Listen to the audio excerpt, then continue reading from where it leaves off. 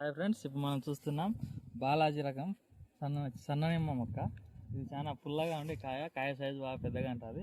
అయితే తరచూ వీటిలో ఒక ప్రధానమైన సమస్య ఏంటంటే ఇలా ఆకులు ముడుచుకొని పోయి ఇలా చూడండి ఫ్రెండ్స్, ఈ పురుగు వల్ల ఇలా ఆకులు ముడుచుకొని పోయి ఇట్లా కట్ అవుతాయి.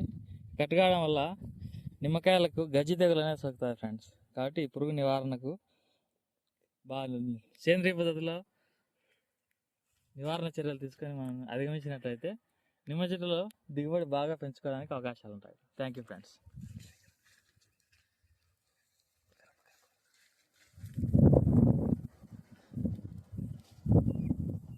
చూడండి ఫ్రెండ్స్, పూత అనేది ఏ విధంగా బాగుందో. అయితే అక్కడక్కడ కాయలు ఉన్నాయి, వాటికి కూడా కొంచెం గార తెగులు ఉంది, గజ్జి తెగులు అంటారు.